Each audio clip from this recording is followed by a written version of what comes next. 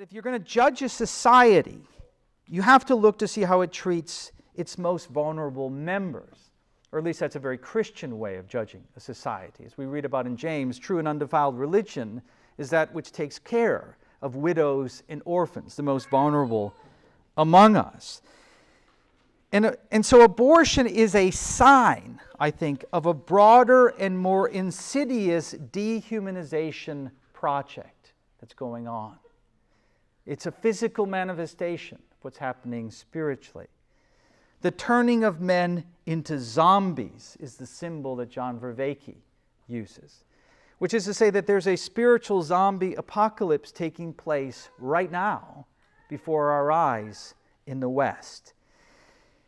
And part of the evidence, perhaps, for this is our fascination with all things zombie, right? Zombie-related, zombie movies, zombie video games, zombie comic books, zombie television shows. And this has been going on for 20 years now. It doesn't seem to be abating. It's not like just a fad that sort of flashes up and then is gone. And this has sort of defied the expectation of movie critics that there's still interest in the zombie thing. But we also see it in modern fashion, in runway models, what's called the cadaver look by some critics. The sunken eyes and the frail frames, the dress and the makeup. There's a picture of a girl walking the runway that's in there where she looks like a zombie. Okay? This supposedly is the Venus of our age.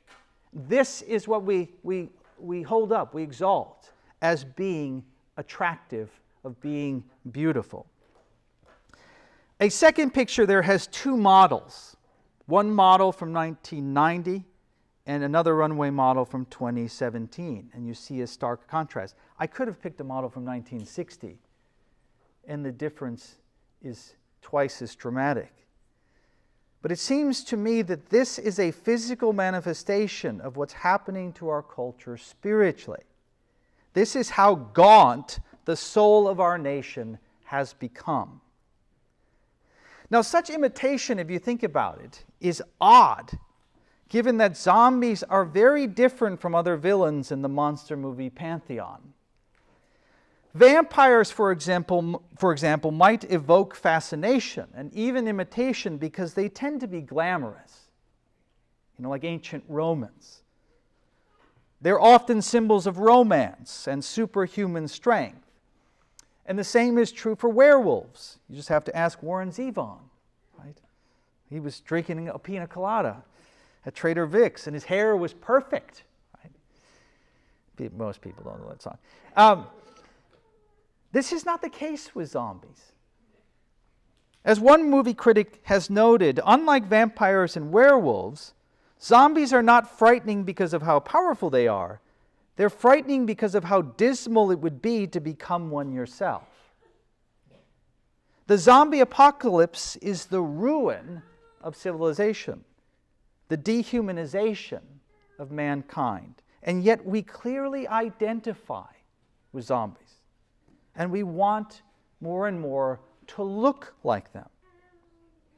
What I wonder is this because we are already well on our way to becoming them?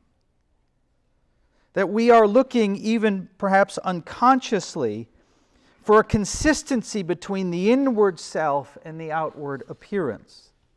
That a longing for authenticity is what is driving these manifestations, this fascination and wanting to imitate. What's also interesting is it seems that the transformation is perhaps being made more palatable by more recent stories which have made the zombies the heroes of the narrative. Now, one example of this zombification, as we might call it, this dehumanization, are the way we use smart devices. The smart devices and the algorithms that drive them are turning us not into enlightened humans, but into brute beasts, into insatiable consumers who devour post after post, video after video with no end to our craving. And the loss of communitas, it seems to me, is another example of the zombification. Zombies don't have community. They just huddle together waiting for the sun to go down. And I wonder if you've noticed that we're becoming more and more like this. It's the great atomization of society. The digitalization of our social lives gives the illusion of fellowship, but in the end it only encourages further isolation by pacifying our deep desire for belonging. Part of the solution, by the way, for this problem is providing real community, right? Real belonging.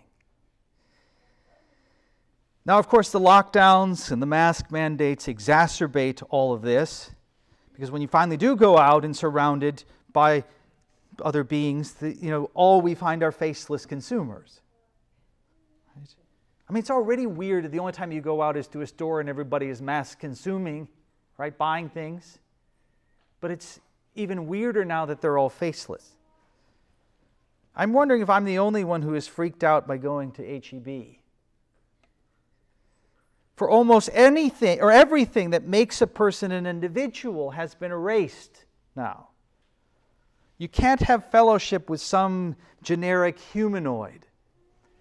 And one thing I've noticed is when I go in there without a mask, I usually have to go in just to grab one thing or I'm going to get harassed. But what I've noticed is when I go in there without a mask, I can see it in people's eyes.